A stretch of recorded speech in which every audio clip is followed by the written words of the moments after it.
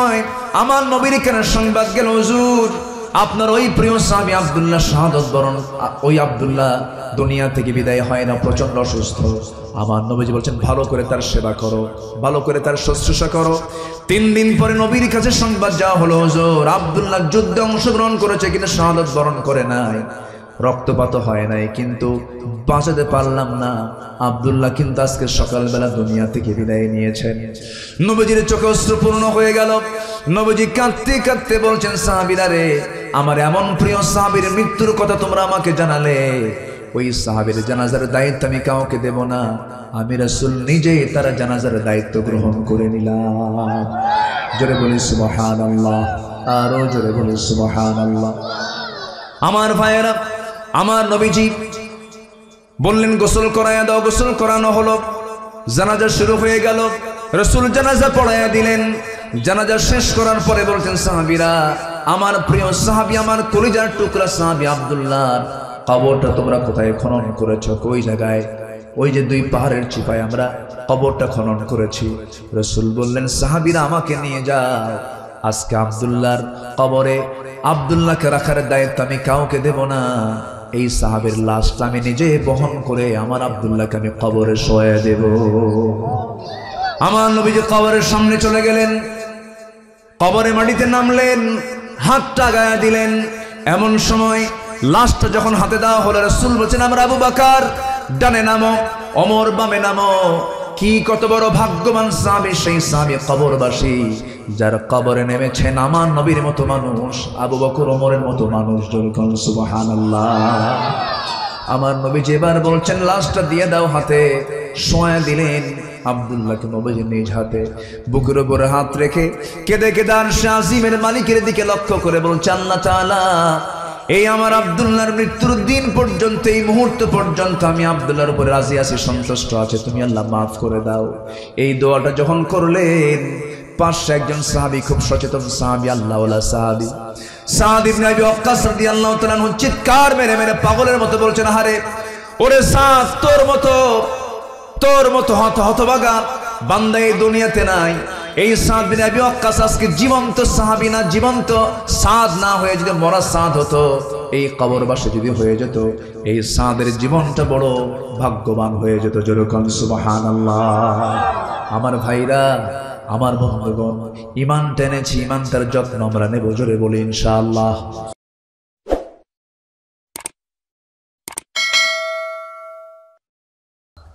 আসসালামু আলাইকুম ওয়া রাহমাতুল্লাহি ওয়া বারাকাতুহু। إن الحمد لله الأكرم الذي خلق الإنسان وكرم وعلمه من البيان ما لم يعلم،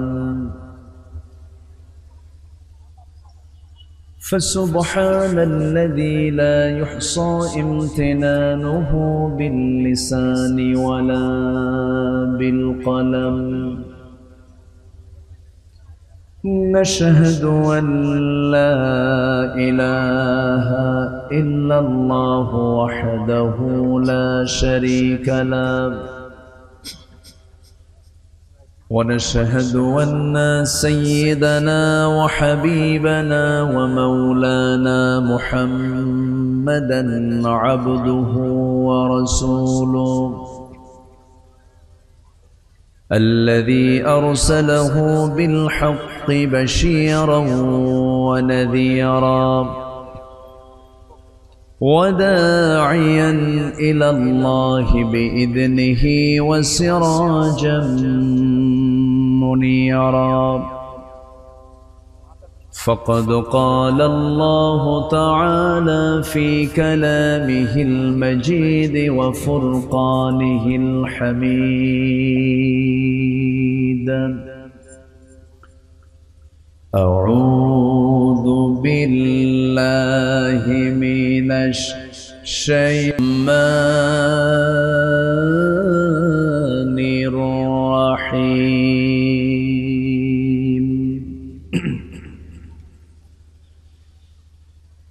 إن المسلمين والمسلمات والمسلمات والمؤمنين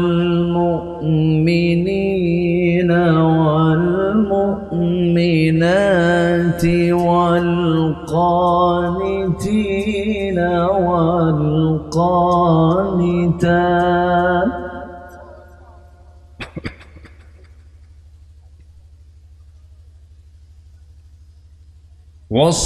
والصادقين والصادقات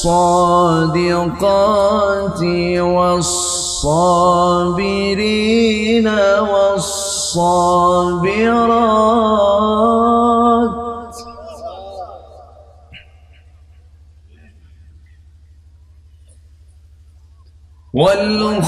والخاشعين والخاشعات والمتصدقين والمتصدقات والصائمين والصائمات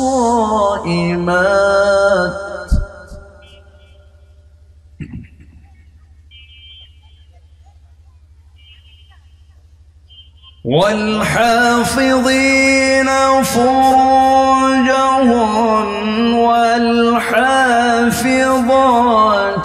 والذاكرين الله كثيرا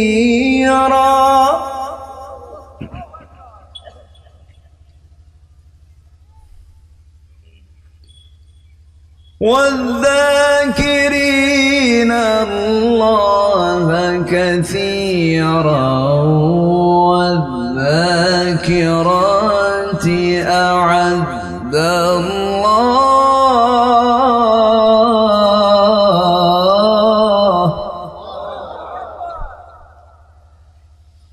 أعد الله لهم مغفرة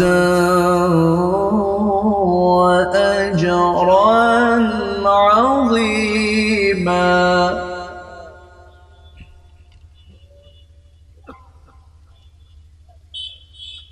الله أكبر. بسم الله الرحمن الرحيم.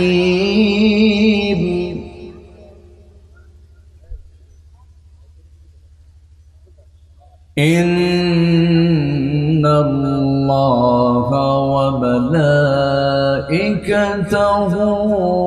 يصلون على النبي يا أيها الذين آمنوا صلوا عليه وسلموا تسليما. اللهم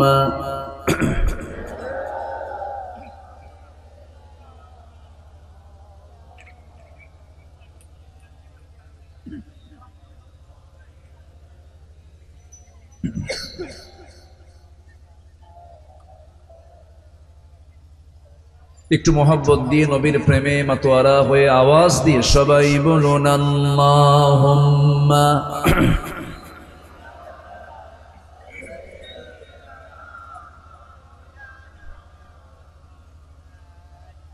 ওয়া আলা আলি সাইয়্যিদিনা।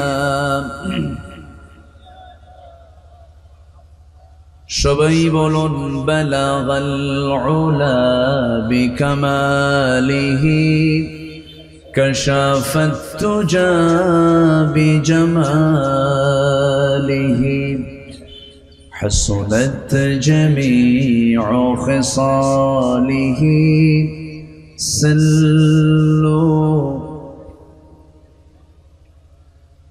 سورة يوسف بدار حكمة لقمان إمام قارئ قرآن باري ये दिले सादिमाने मा बलगल उला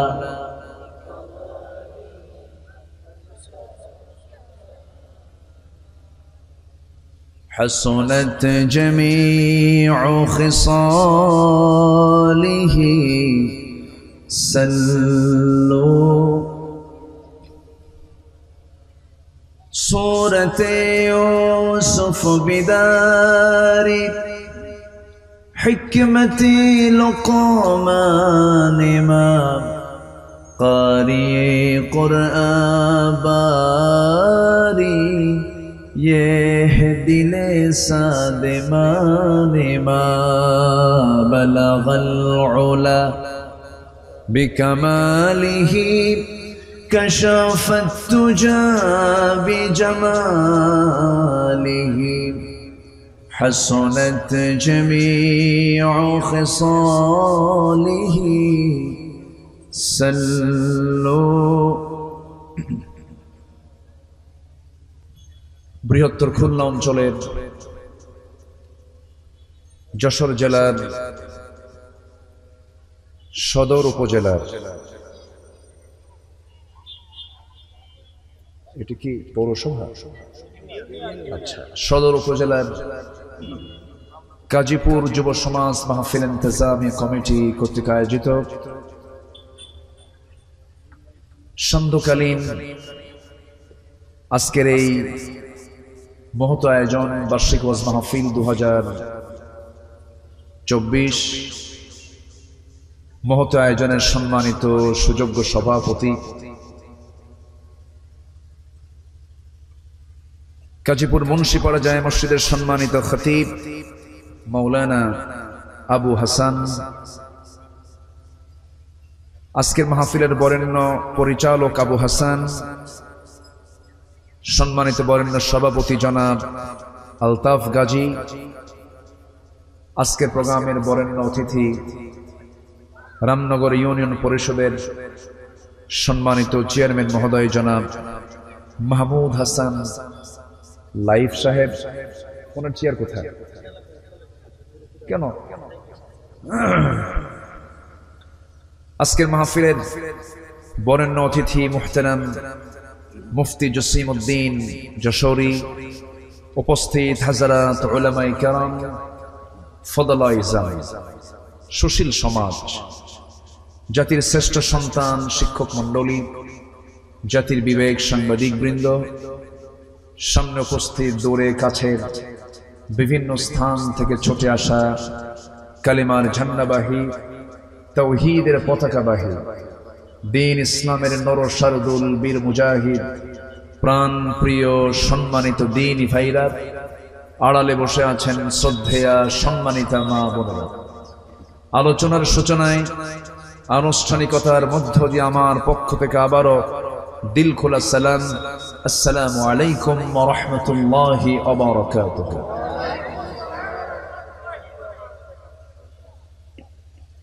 সবাই কেমন আছেন?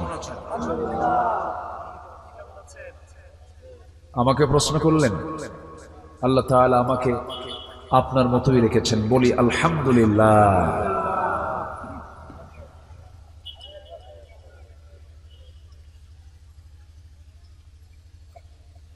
মহান রব্বুল আলামিনের অশেষ শুকর যে মহান আল্লাহ সুবহানাহু ওয়া তাআলা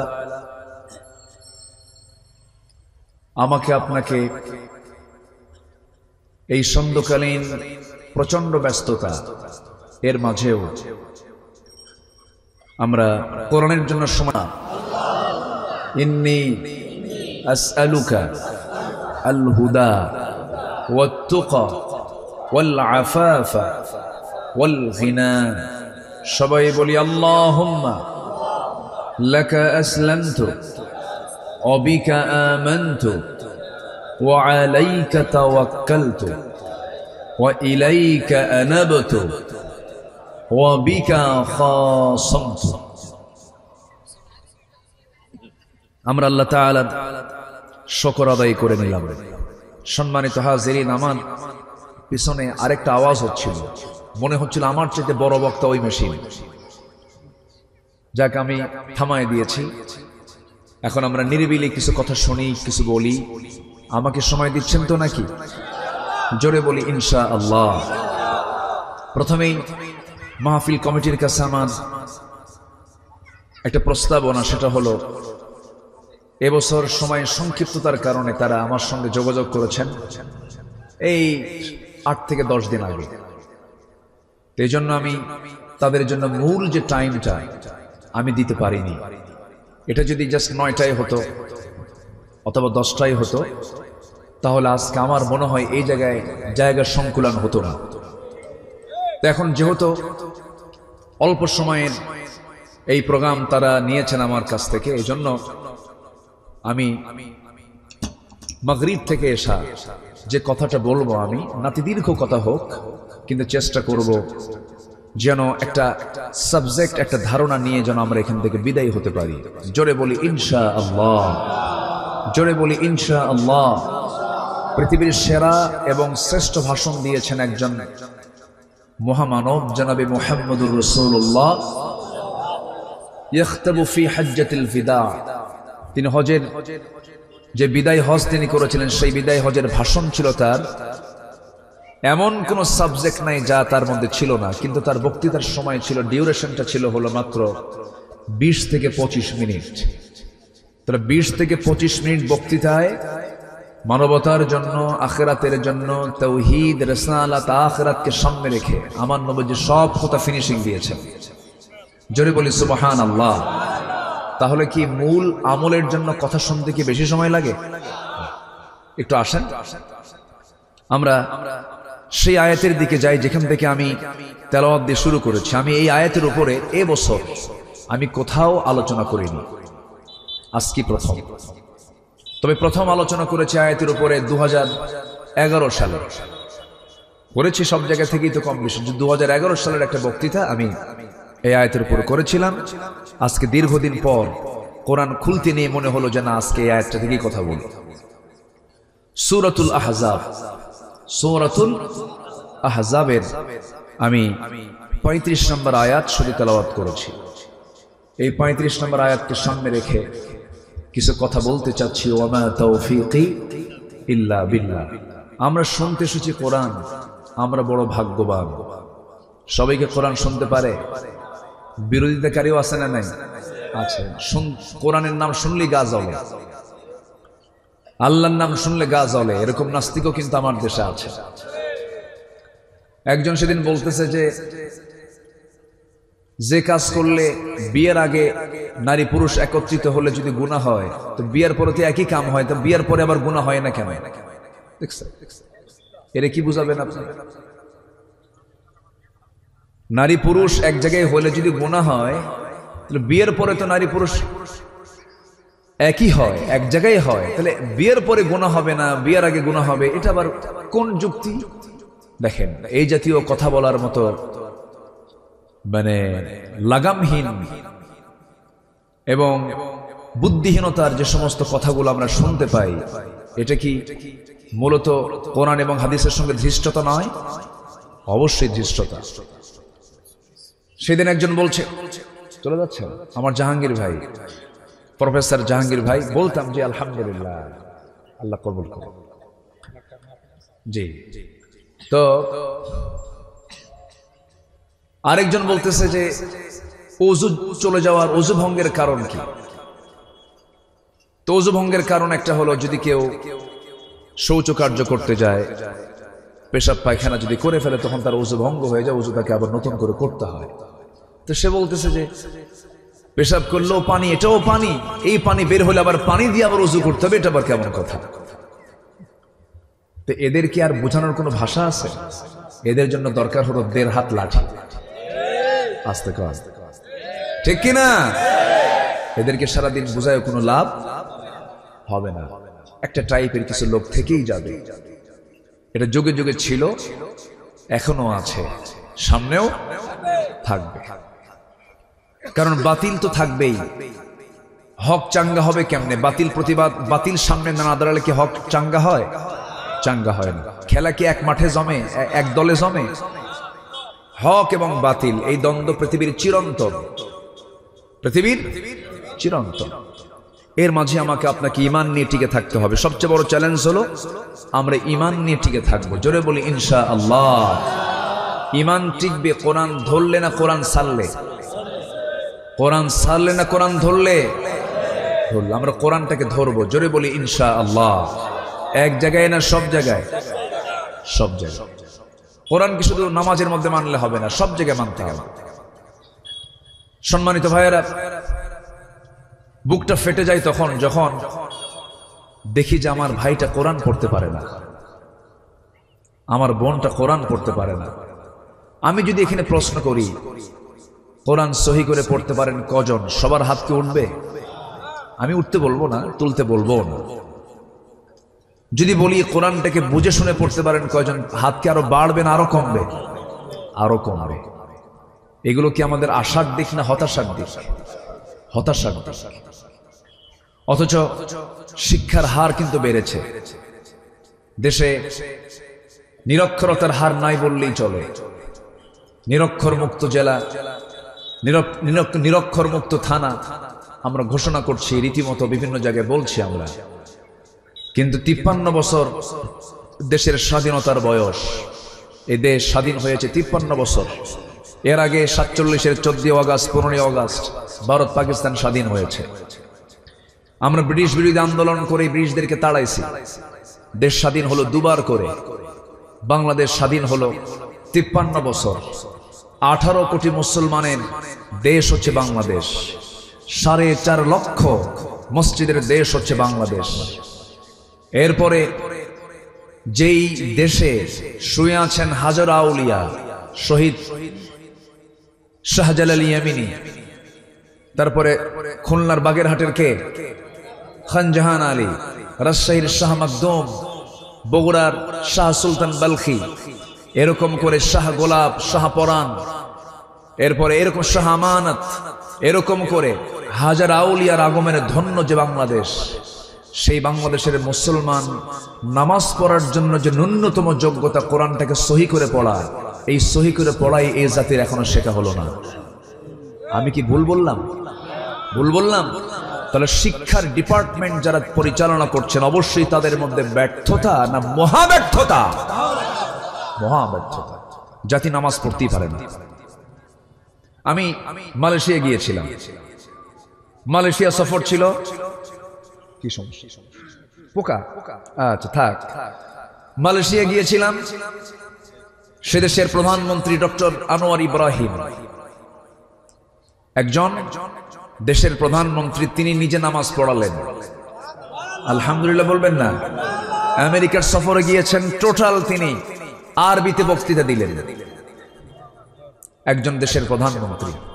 আমি মালয়েশিয়া গিয়ে দেখি এমন কোন মুসলিম নাগরিক নাই যে নামাজ পড়াতে পারে না। সুবহানাল্লাহ বলবেন না?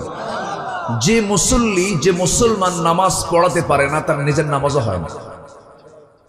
আমার কথা কি বুঝতেছেন আপনারা? যে মুসল্লি নামাজ পড়াতে পারে না তার নিজের নামাজটাও হয় না। হয়তো কথাটা খুব শক্ত করে বললাম, কিন্তু এটাই বাস্তব।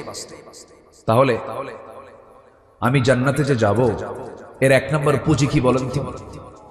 একটু জোরে বলেন, কি বলেন তো? সে নামাজ পড়ার জন্য যে শিক্ষাটা সবচেয়ে বেশি জরুরি তা কি আছে?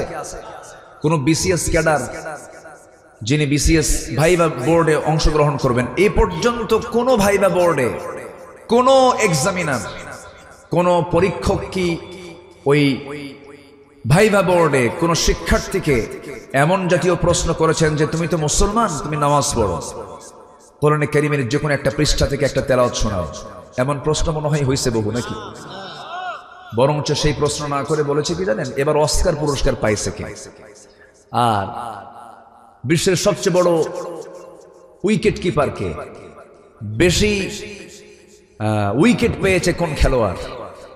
এটা হলো বিসিএস ভাইভা বোর্ডের প্রশ্ন। অথচ মুসলিম, অ্যাজ এ মুসলিম, কোরআন তেলাওয়াত করা, কোরআন থেকে কিছু প্রশ্ন আসার দরকার ছিল কি ছিল না?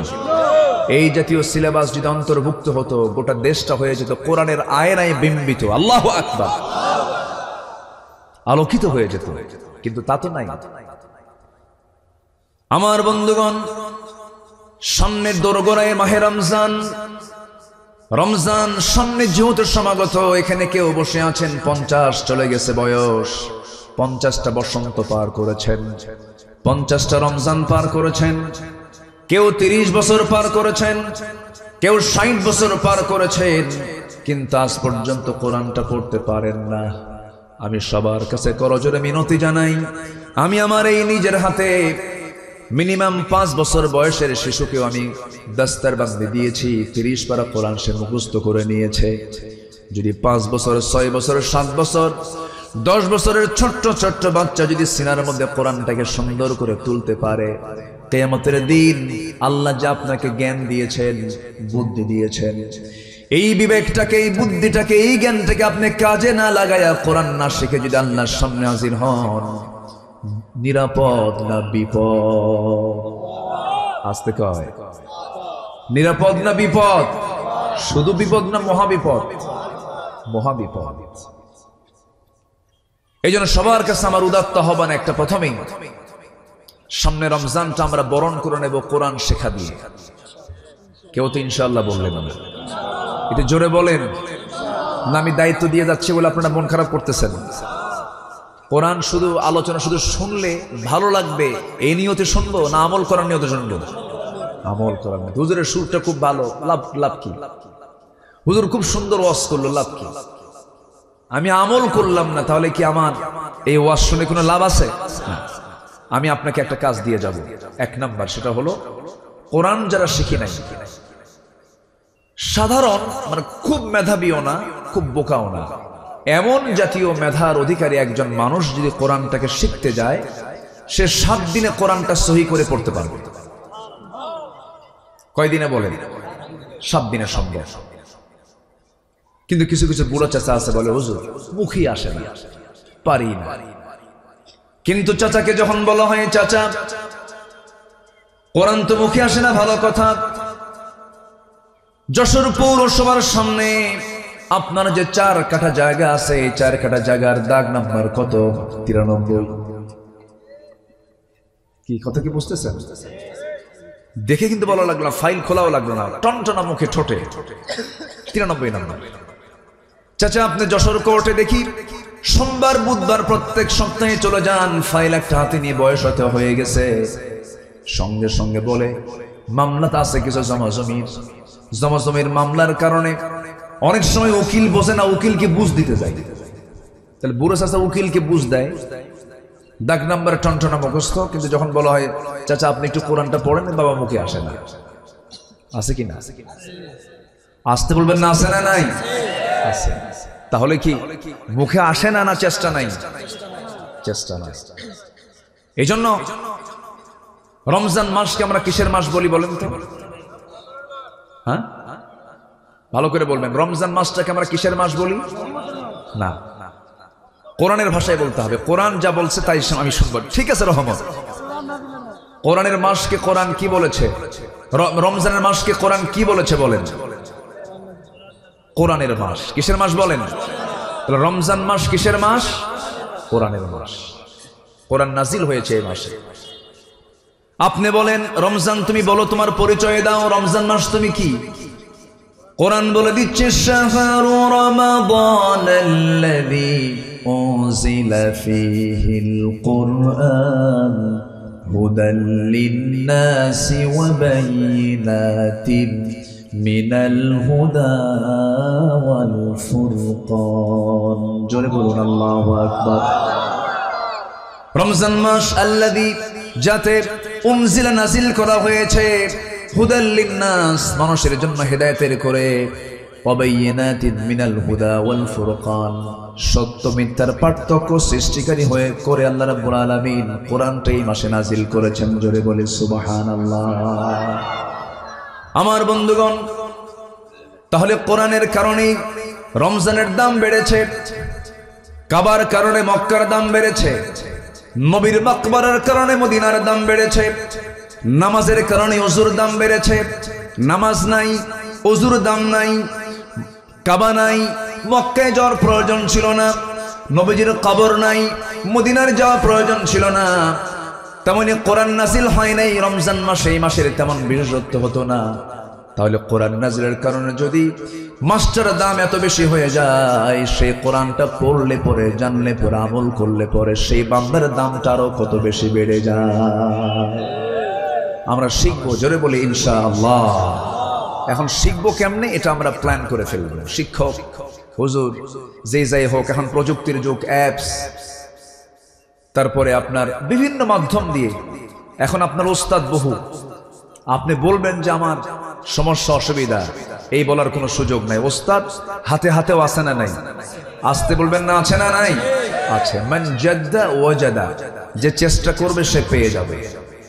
আল্লাহ তাআলা বলছেন আল্লাযীনা জাহাদু ফীনা, যে আমার দিকে আসার জন্য চেষ্টা করে, লানাহদিয়ান্নাহুম সুবুলানা, আমি তার জন্য এক রাস্তা না, সুবুল সাবিলের বহুবচন, অসংখ্য রাস্তা বের করে দেব। তাহলে আমরা সবাই কি কোরআন শিখতে রাজি আছি? রমজান মাস হবে কোরআন শেখার মাস। কার কার দেখে হাত তুলে দেখান দেখি, বলেন ইয়া আল্লাহ, আগামী রমজানে আমাদেরকে তোমার কোরআন সহি করে শেখার, পড়ার তৌফিক তুমি আল্লাহ দিয়ে দাও। জোরে বলি আমিন, আরো জোরে আমিন। হাত নামান। আমি বলছি শেখার, পড়ার, বোঝার কিন্তু বলিনি। বুঝতে গেলে আরো সময় লাগবে, এটা এক মাসে হবে না। আগামীতে যখন কোরআন শেখা হয়ে যাবে, এরপর কোরআন বোঝার তৌফিক চাইতে হবে কার কাছে? আসতে বলবে না, কার কাছে? আল্লাহর কাছে। আমি মানে কষ্ট দিয়ে ফেললাম, কষ্ট পাননি তো? কথাগুলো মাথায় রাখতে হবে, কিন্তু আমি কিন্তু কাজ দিয়ে দিলাম আপনাকে, এটা মাথায় রাখবেন। জোরে বলি ইনশাআল্লাহ। আপনি জানেন এই কিতাবটা কত ভয়ঙ্কর? এই কিতাব একদিন আমার বিরুদ্ধে যাবে অথবা পক্ষে যাবে। সুবহানাল্লাহ বলবেন না? হয়তো বলবেন এটা তো জীবন নাই, এটা কেমন কেমন করে সম্ভব? আমার জীবন ছিল, কেমনে সম্ভব হয়েছে? কে দিয়েছেন? আসতে বলবেন না, কে দিয়েছেন? আল্লাহ দিয়েছেন। এই কোরআন একদিন আমার পক্ষে যাবে অথবা বিপক্ষে যাবে। হুজ্জাতুল লাকা আও আলাইকা। আল কোরআন ওয়াস সিয়াম ইউশাফিআন লিল আবদি। কোরআন এবং সিয়াম, এই দুটো জিনিস বান্দার জন্য সুপারিশ করবে আল্লাহর কাছে। জোরে বলি সুবহানাল্লাহ। আমার নবীজি হাসরের ময়দানে 3 বার আসবেন, 4 বার আসবেন। এসে প্রথম 3 বারে এসে তার পছন্দের উম্মতগুলোকে টেনে জান্নাতে নিয়ে চলে যাবে। জোরে বলি সুবহানাল্লাহ। আমরা কি 3 নম্বরে থাকতে চাই না 1 নম্বরে থাকতে চাই? নামাজ না পড়া, হ্যাঁ ভালো। 1 নম্বর কাতারে থাকতে হলে বান্দা হতে হবে কয় নম্বর? বলেন কয় নম্বর? আজান শুনে যেতে হবে সবার পরনে, সবার আগে। কোথায়? লাস্ট কাতার না প্রথম কাতার? হ্যাঁ, তাহলে এই সিলসিলাগুলো মাথায় রাখতে হবে। আমার বন্ধুগণ, একটু কানটা খাড়া করবেন, মনোযোগ দিয়ে শুনবেন। আমার নবীজি সেই দিন পরপর 4 বার আসবেন। প্রথমবার কিছু সংখ্যক উম্মতকে সঙ্গে করে নিয়ে জান্নাতে চলে যাবেন। আম্মা জান আয়েশা বলেন, ইয়া রাসূলুল্লাহ, এত অসংখ্য উম্মতের ভিতর থেকে আপনি এদেরকে চিনবেন কেমনে, শনাক্ত করবেন কেমনে? আমার রাসূল বলেন, আয়েশা রে, অসংখ্য ঘোড়ার মাঝে যে ঘোড়ার মুখের মাথার সামনে পাকড়া পাকড়ি চিহ্ন থাকে, কালো সাদা চিহ্ন থাকে, যেমন ইজিলি চেনা যায়, বোঝা যায়, তেমনি হাসরের ময়দানে আল্লাহ রাব্বুল আলামিন ওই সমস্ত বান্দার কপালের উপর একটা নূর চমকায় দিবেন। যে সমস্ত বান্দাগুলো খুশুর সঙ্গে সময় মতো নামাজে যত্নবান হয়ে নামাজ আদায় করেছে, ওই সমস্ত বান্দার কপালটা নূর চমকাতে থাকবে। আমি ওই নূর দেখে দেখে তাদেরকে বাছাই করে করে নিয়ে জান্নাতে চলে যাব। জোরে বলি সুবহানাল্লাহ। তাহলে বেনামাজির জন্য কি জান্নাত আছে? আসতে বলেন, বেনামাজির জন্য কি জান্নাত আছে? নাই। এটাকে মোল্লা কইল না আল্লাহ কইছেন? আল্লাহ বলেছেন। কেন? তাহলে এই যে কথা বলে পানির তলে মোমবাতি, বাবা বাতাসে নেবে না, বাবার নামে হালকা দিলে উজু গোসল লাগে না, এরকম বাবা কিছু আছে না? নাই। মানে আমার দেশে কিছু হিন্দু ভাইরা আছেন, তারা তো মা বেশি ডাকেন, তাই না? তাদের মা অসংখ্য, সমস্যা নাই। আমরা তাদের ধর্মকে নিয়ে কোনো নেগেটিভ কোনো বাজে মন্তব্য করতে যাব না, কারণ আমরা তাদের মূর্তিকে গালি দিলে তারা আমাদের আল্লাহকে গালি দিবে। এই জন্য রাসূল মানাও করে দিয়েছেন, লা তাসুব্বুল আসনাম, তোমরা মূর্তিকে গালি দিবা না, বরঞ্চ তোমার অধীনে যদি কোনো অন্য ধর্মের লোক থাকে তাদেরকে পাহারা দিবা, বলেছেন মুহাম্মদ সাল্লাল্লাহু আলাইহি ওয়াসাল্লাম। তো ওই হিন্দু ভাইরা তারা প্রচুর মা, তাদের মায়ের শেষ নাই, মা দুর্গা, মা কালী, মা ভগবতী, মা লক্ষ্মী, আর কি আছে, মা কালী, মা সরস্বতী, বহু মা আছে না।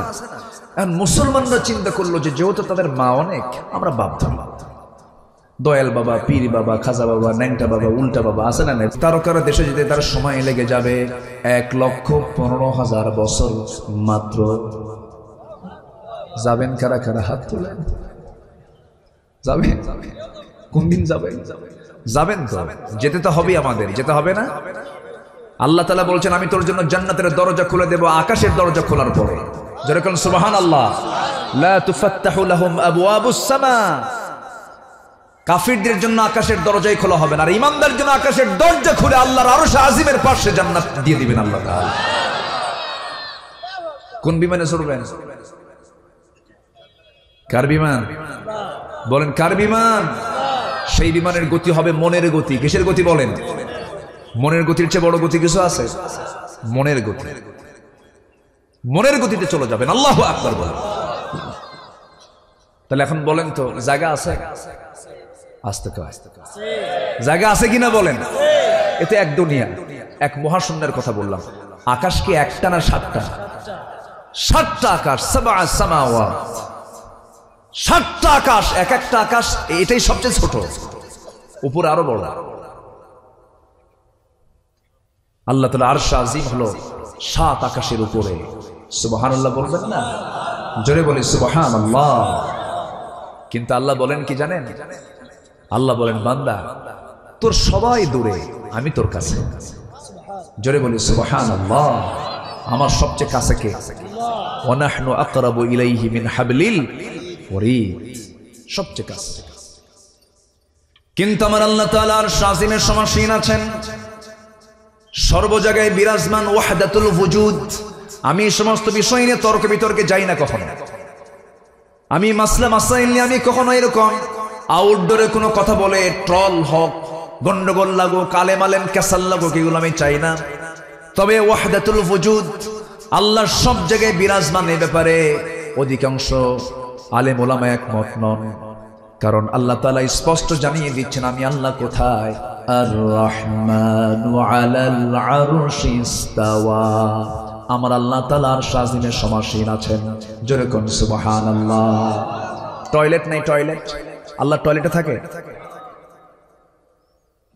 আমার বন্ধুগণ একটু কান লাগাবেন, আমি গভীরে যাব না, শুধু এতটুকু বলবো আমার বন্ধুগণ সে আল্লাহ তাআলা আরশ আজিমে আছেন।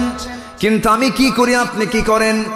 দিনের আলোতে, রাতের আধারে কেউ না জানলেও আমার আল্লাহর ইলমটা জেনে যায়, সব তিনি বুঝে নেন। আমার বন্ধুগণ আজকের এই প্রযুক্তির যুগে আরো সহজ হয়ে গেছে। আপনার মোবাইলে টাকার দরকার, আপনি একটা নক দিলেন, চাপ দিলেন, সব হিস্টোরি আপনার মধ্যে চলে আসলো।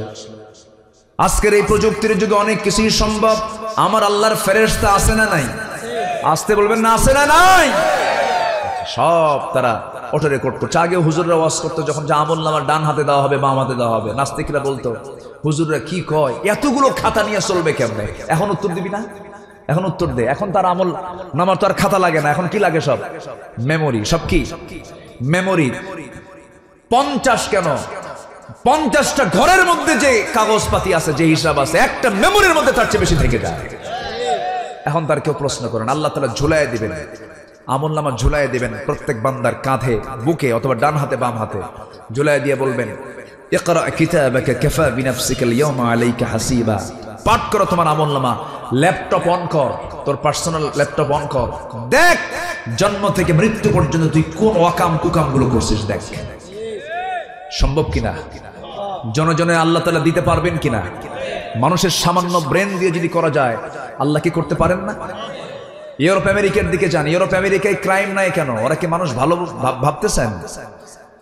যে আমেরিকা ইরাকের 7.5 লক্ষ মানুষকে মেরে শেষ করে দিল, দ্বিতীয় বিশ্বযুদ্ধ কারা ঘটাইছে, প্রথম বিশ্বযুদ্ধ কারা ঘটাইছে, আজকে রাশিয়া ইউক্রেন যুদ্ধ লাগাচ্ছে কারা?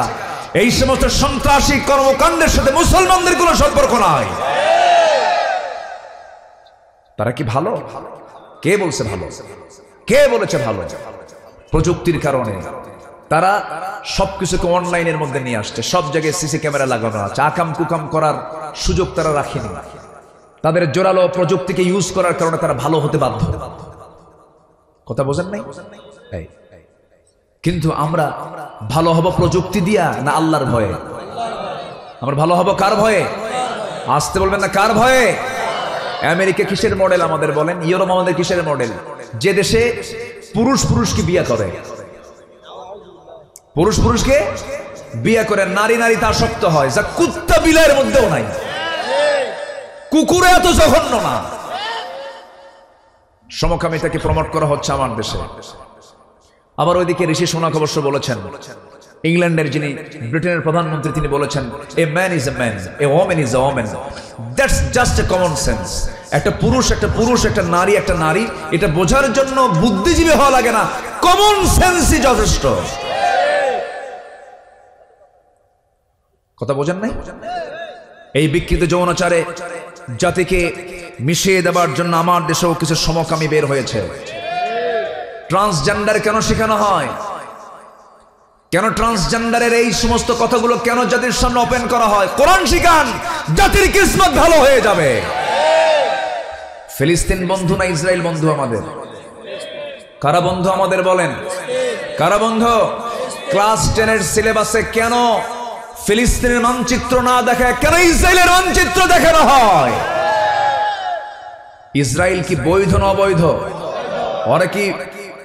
ওরা কি বৈধ না অবৈধ? ভাড়াটিয়া কখনো বাড়িওয়ালা হয়? ওরা ছিল ভাড়াটিয়া, এখন হয়ে গেছে কি বাড়িওয়ালা।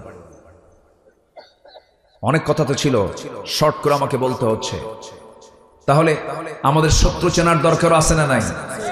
যারা সমকামিতাকে প্রমোট করে, যারা পাপকে প্রমোট করে, যারা মদের বোতল নিয়ে বসে থাকে, যারা জেনার কারবার উৎসাহ দেয়, যারা আকাম কুকাম করে বেড়ায়, যারা নামাজ পড়ে না, তারা কি আমার বন্ধু হতে পারে? মদ খায় কারা বলেন? আমাদের দেশে মদ খায় না? মদ বানানো হয় না? খুলনা ডিভিশনে মদের ফ্যাক্টরিও আছে, কেরুয়ান কম দর্শনা চুয়াডাঙ্গায়। গত বছর মাশাআল্লাহ মদ বিক্রি করে কয়েক কোটি টাকা লাভ হয়েছে। আলহামদুলিল্লাহ, আলহামদুলিল্লাহ খান নাই ও নাউজুবিল্লাহ কইছেন? আচ্ছা ঠিক আছে। মদের বোতল কিন্তু বিক্রি হয়, মদ বেচে আবার খায়। এরা আবার রমজান আসলে পরে ওমরায় যায়, সারা বছর মদের কারবার করে মদ খায়, আবার কোথায় যায়? ওমরায়। টাকা পয়সা আছে তো, বোঝেন না? যায়া 30 দিন চিন্তা করে 11 মাস আকাম কুকাম করছে, আর এই 1 মাস কোন আকাম কুকাম করবো না, একেবারে শীত হয়ে পড়ে থাকবো আল্লাহর ঘরে। সবে কদর, কিয়ামুল লাইল, রোজা, 5 ওয়াক্ত একদম জামাতের সাথে নামাজ।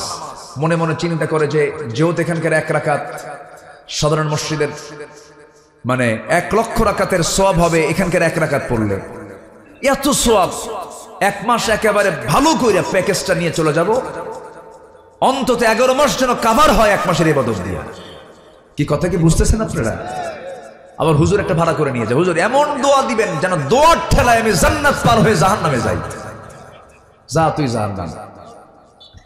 আসলো সারা মাস জিকির আজগার কইরা, ইহরাম টেহরামের কাপড় টাপড় পইরা, ইহরাম করে তোয়াফ টফ কইরা, সাইটাই করে, ওমরা হজ কইরা, রমজান মাস কিয়ামুল লাইল করে, ইতিকাফ করে, দেশে এসে ঈদের দিন সন্ধ্যা বেলায় মদ 3 বোতল খায় শীত হয়ে পড়ে আছে। এরকম টাইপের কিছু লোক আছে না নাই? আসতে বলবেন না আছে না নাই? এমন পাপী কি জান্নাত পাবে? এমন পাপী কি জান্নাত পাবে? আল্লাহ তাআলা আগে বলছেন, আগে পাপ ছাড়। আগে কি ছাড়? আপনার নফল নামাজ নাই, বড় কোনো ক্ষতির কারণ না। আপনার তাহাজ্জুদ মিস, বড় কোনো ক্ষতির কারণ না।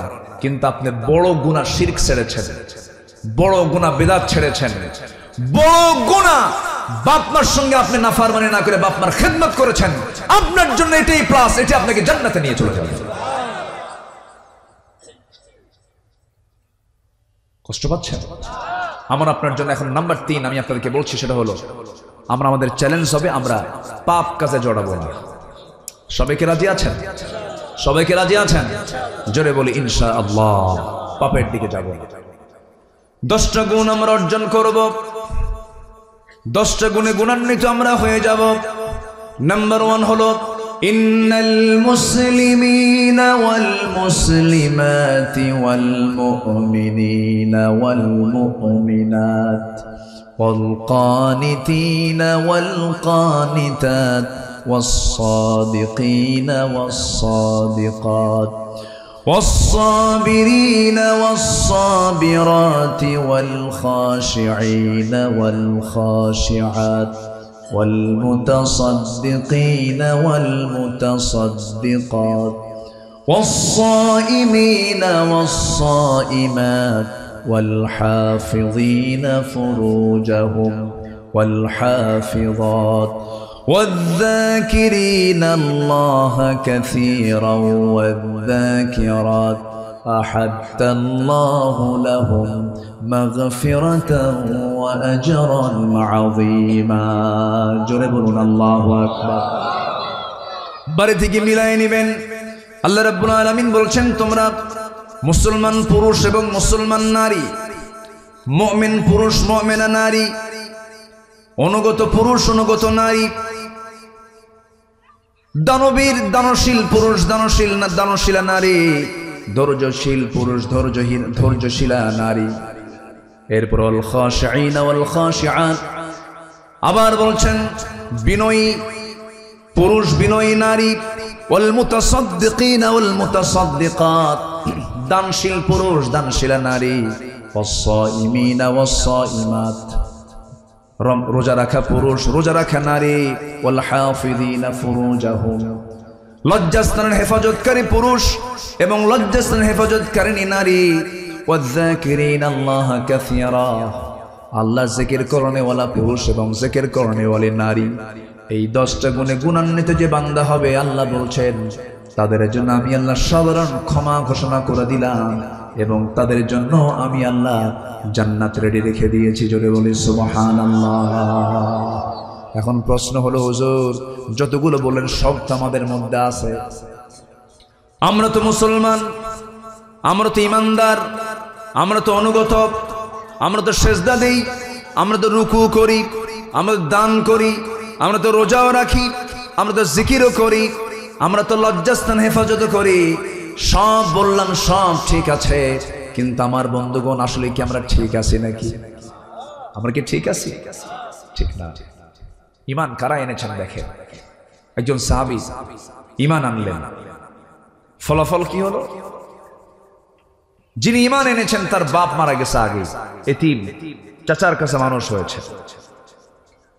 চাচার কানে সংবাদ গেছে ভাতিজা ইসলাম কবুল করছে, দিন মেনে নিয়েছে, মুসলমান হয়েছে, ঈমান এনেছে। বলা হলো ভাতিজা শুনলাম তুমি নাকি ইসলাম কবুল করেছো, তোমার আব্বা কত আগে মারা গেল, আমি তোমাকে নিজে লালন পালন করলাম, নিজের সম্পত্তি দিলাম, তুমি এত বড় অপরাধ করে ফেললে। ভাতিজা বলতেছে চাচা আপনার দৃষ্টিতে এটা অপরাধ হতে পারে, কিন্তু আমি জান্নাতের রাস্তা খুঁজে পেয়েছি। জোরে বলে সুবহানাল্লাহ। সবচাইতে ওই পথিকটা বড় বিপদের পথিক, ওই পথিকটা সবচেয়ে বড় বিপদের পথিক যে জান্নাতের রাস্তা হারায়া ফেলবে। কিসের রাস্তা হারায়া ফেলবে? তাহলে আমাদের সবার আগে সব রাস্তা হেরে যাই আমরা, কিন্তু বলা যাবে না কিসের রাস্তা?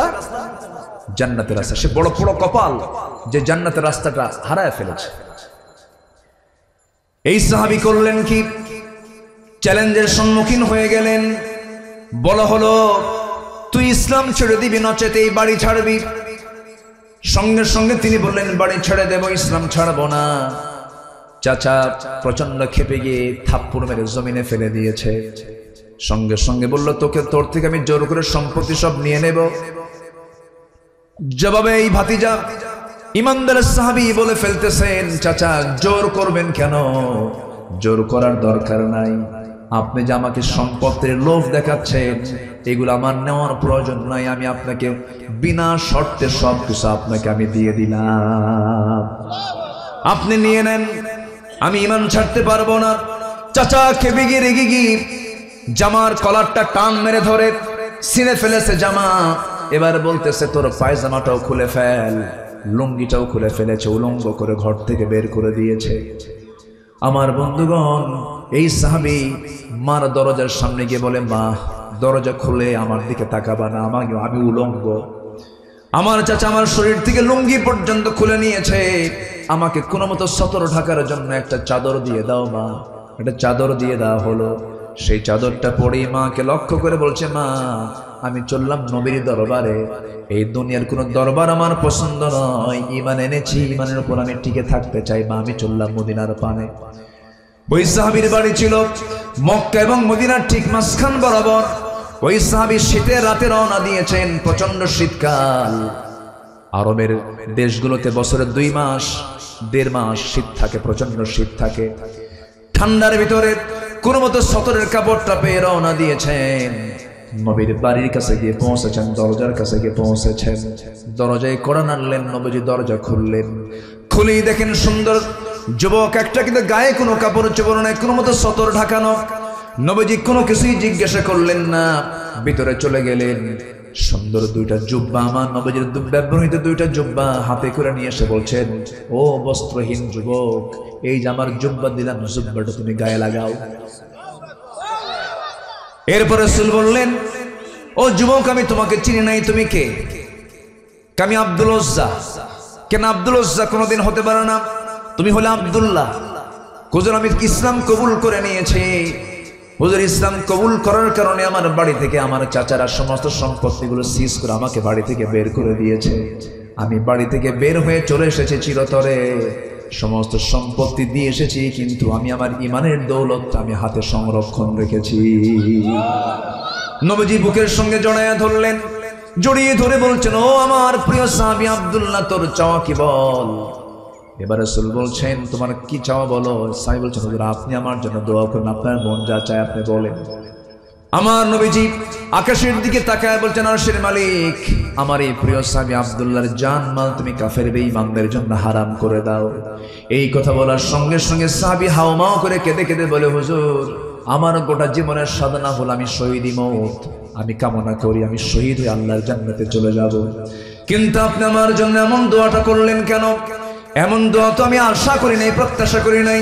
রাসূল বলছেন, ওয়াইম্মা তাআলা ফিরাশিহি, ও আমার সাহাবী, তোর মরণ যদি বিছানাও যদি হয়ে থাকে, সাহাবী চিন্তা করিস না, আল্লাহ তোকে জান্নাত দিয়ে দেবে, আল্লাহ তোকে শহীদের দরজা দিয়ে দেবে। সঙ্গে সঙ্গে সঙ্গে সঙ্গে সাহাবী আমার নবীজিটাকে জড়িয়ে ধরলেন, বললেন, ও সাহাবী আব্দুল্লাহ, যাও কোরআন তেলাওয়াত করো, আহলে সুফার সদস্যদের ভিতরে চলে যাও। আহলে সুফার সদস্যদের মধ্যে চলে গেলেন। সব সাহাবী তারা তেলাওয়াতে বিরক্ত হয়ে নবীর কাছে রিপোর্ট করেন, হুজুর নতুন একজন ব্যক্তি এসেছে, সাহাবী এসেছে, এত জোরে চিৎকার করে করে কোরআন তেলাওয়াত করে আমাদের ডিস্টার্ব হয়। রাসূল বলছেন, ও সাহাবীরা, আমার আব্দুল্লাহ তেলাওয়াত করতে তোমরা বাধা দিও না, কারণ আব্দুল্লাহ চিৎকার মেরে এই জন্যই কোরআন তেলাওয়াত করে, কারণ আব্দুল্লাহর দিন গ্রহণ করতে গিয়া দুনিয়াটা তার ছাড়তে হয়েছে। আমার আব্দুল্লাহর তেলাওয়াতে বাধা দিও না। আমার নবীজি এই সাহাবীকে খুব ভালোবাসতেন। একদিন আমার নবীজি সাহাবে কেরামকে নিয়ে যুদ্ধের ময়দানে চলে গেলেন। আব্দুল্লাহ যুদ্ধে অংশগ্রহণ করেছেন। যুদ্ধ শেষ হওয়ার পরে নবীজি মদিনার দিকে ফিরে আসতেছেন। ফিরে আসার মাঝে এমন সময় আমার নবীর কানে সংবাদ গেল, হুজুর আপনার ওই প্রিয় সাহাবী আব্দুল্লাহ শাহাদাত বরণ, ওই আব্দুল্লাহ দুনিয়া থেকে বিদায় হয় না, প্রচন্ড অসুস্থ। আমার নবীজি বলছেন, ভালো করে তার সেবা করো, ভালো করে তার শুশ্রূষা করো।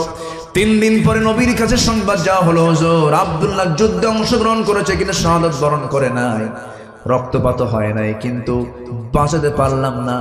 আব্দুল্লাহ কিন্তু আজকে সকালবেলা দুনিয়া থেকে বিদায় নিয়েছেন। নবীজির চোখে অশ্রুপূর্ণ হয়ে গেল। নবীজি কাঁদতে কাঁদতে বলছেন, সাহাবীরা রে, আমার এমন প্রিয় সাহাবীর মৃত্যুর কথা তোমরা আমাকে জানালে, ওই সাহাবীর জানাজার দায়িত্ব আমি কাউকে দেব না, আমি রাসূল নিজেই তার জানাজার দায়িত্ব গ্রহণ করে নিলাম। জোরে বলি সুবহানাল্লাহ, আরো জোরে বলি সুবহানাল্লাহ।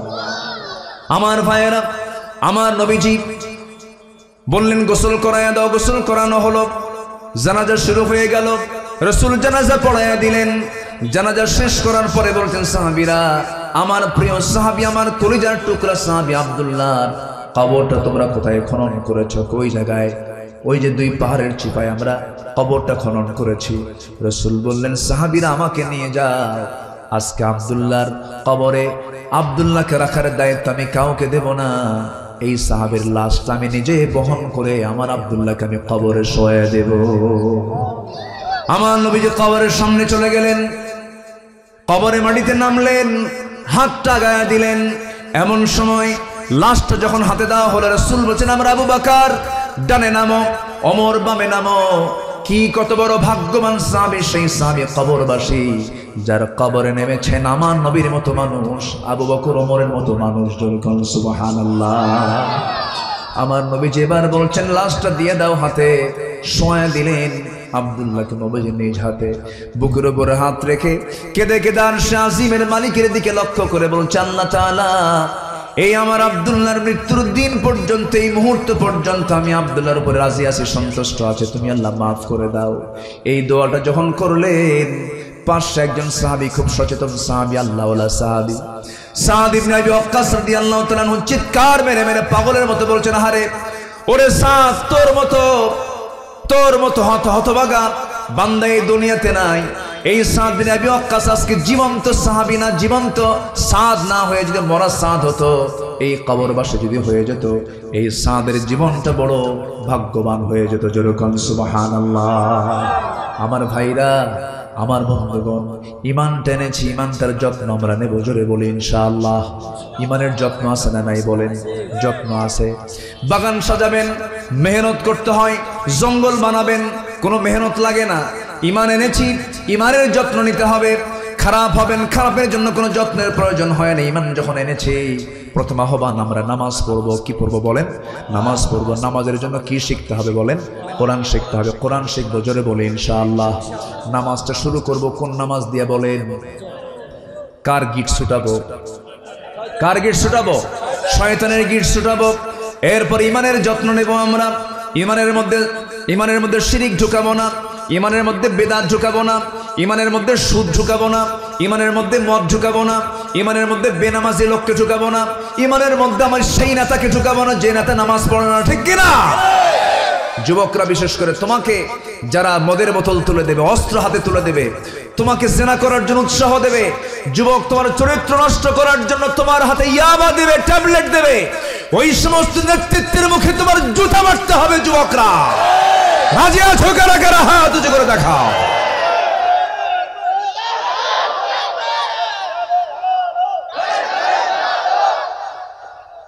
আল হাদিসের আলো, কোরআন সুন্নাহ যেখানে, আল কোরআনের আলো।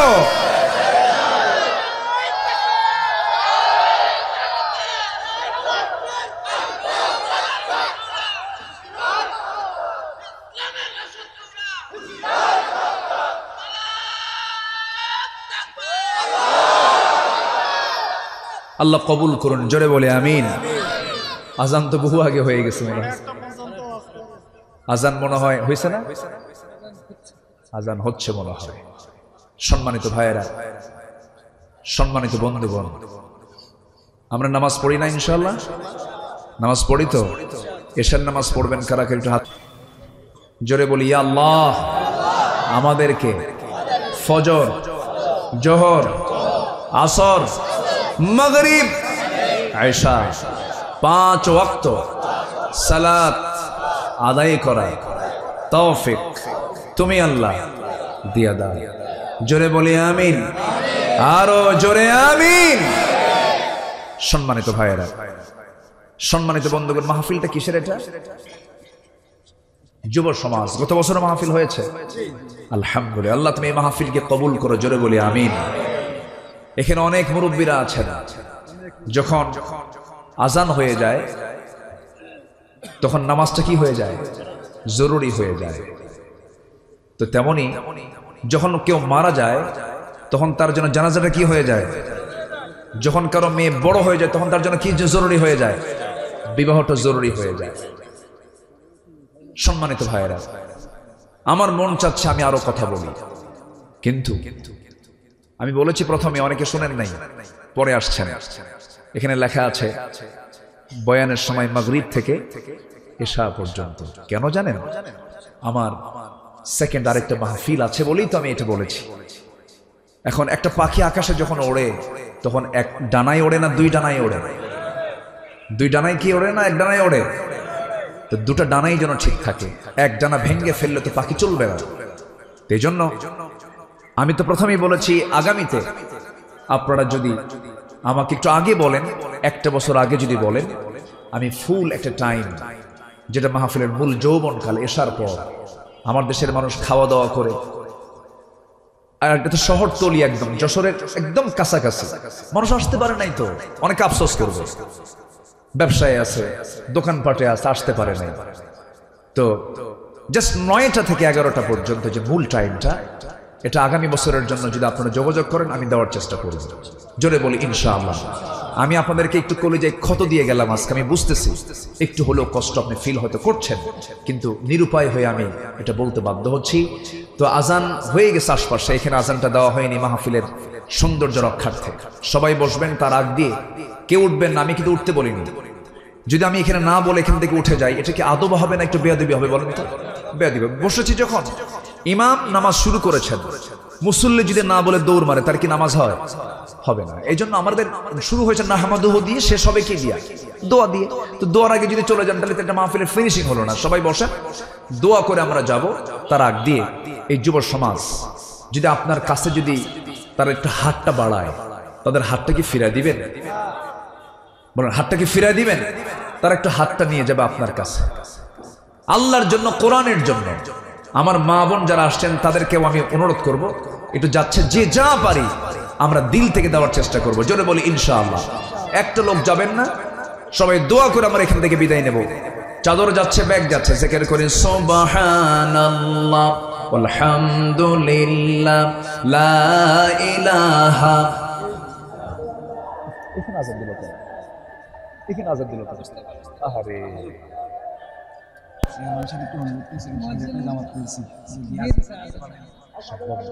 আমি পারবো।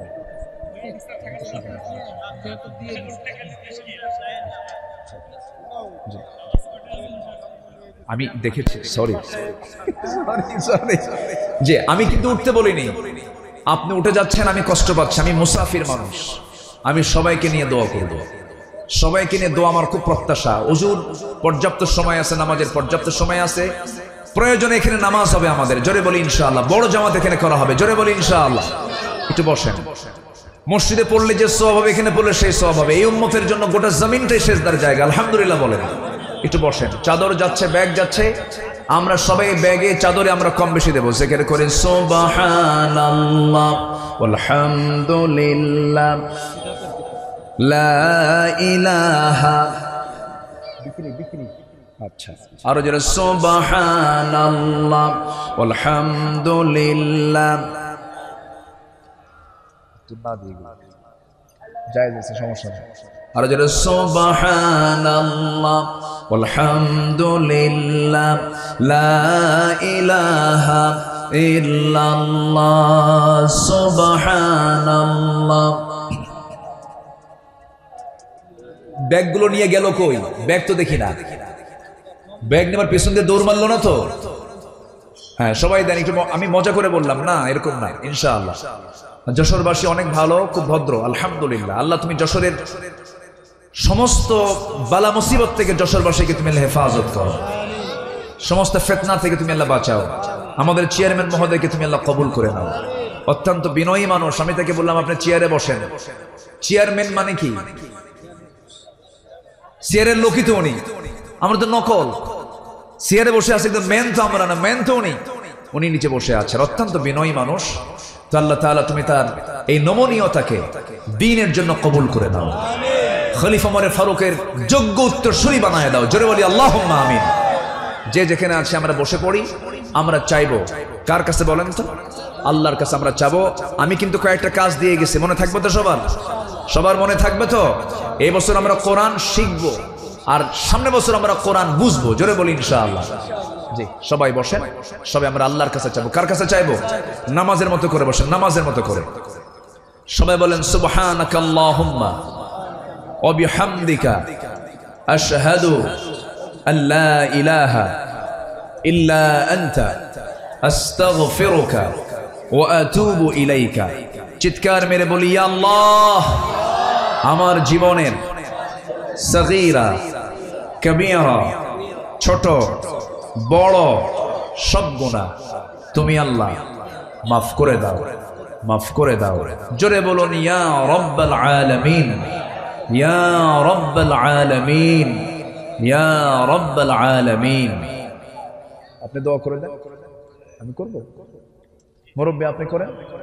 আচ্ছা আপনি করেন। আল্লাহুম্মা রব্বানা যালামনা أنفسنا وإن لم تغفر لنا وترحمنا لنكونن من الخاسرين لا تزغ قلوبنا بعد إذ هديتنا وهب لنا من لدنك رحمة إنك أنت الوهاب। মাগরিব থেকে নিয়ে সালাতুল ইশার সময় পর্যন্ত হাজারো হাজারো মুসলমান নরনারীকে নিয়ে তোমার কালামের একটা আয়াতকে সামনে রেখে যৎকিঞ্চিত কিছু কথা বলেছে, গুনার বোঝা মাথায় নিয়ে কাঙ্গাল ফিকিরের মতো দুটো হাত পেতে আছে। আল্লাহ, গুনার দিকে নজর দিও না, বান্দা মনে করে তামাম জীবনের গুনাহগুলোকে মাফ করে দাও। জনম দুঃখিনী মা, জনম দুঃখী বাপ যারা চলে গেলেন, জিন্দেগীর গুনাহগুলো মাফ করে দাও, কবরগুলোকে জান্নাতের টুকরা বানায়া দাও। অনেক আলোচনা শেষ করে বাড়ি ফিরে যাব, বাড়িতে ফিরে গিয়ে সব দেখবো কিন্তু মাকে পাবো না রে। যেই মার দিকে তাকালে সগীরা গুনাহ মাফ হয়ে যায়, বরকত রহমত নাজিল হয়, সেই মার মায়াবী চেহারা, সেই বাবার দয়ালু চেহারা আমরা অনেকে দেখতে পাই না রে। আব্বা আম্মা যারা চলে গেল, কবরের সমস্ত আযাব মাফ করে দাও, কবরগুলোকে জান্নাতের বাগিচা বানায়া দাও।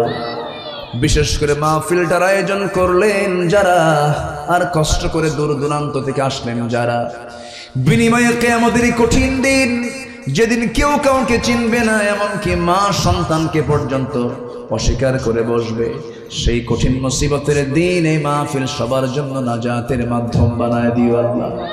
তোমার বান্দাগুলোকে নিয়ে এমন সময় হাত তুলেছি যে সময় মুসলমানদের পায়ের তলায় মাটি নাই। মুসলমানদের ফিলিস্তিন তুমি আল্লাহ মুসলমানদের হাতে তুলে দাও, মুসলমানদের বাইতুল আকসা তুমি আল্লাহ মুসলমানদের হাতে তুলে দাও। আয় আল্লাহ তাআলা 180 কোটি মুসলমানের জন্য আল্লাহ তুমি মেহেরবানি করে ওমরের মতো একজন নেতা তুমি আল্লাহ পাঠায়া দাও। এই মাহফিলকে সফল করতে গিয়ে চেয়ারম্যান মহোদয় সহ প্রশাসন ভাইয়েরা অনেক মেহনত করেছেন, তাদের মেহনতকে তুমি আল্লাহ দয়া করে কবুল আর মঞ্জুর করে নাও।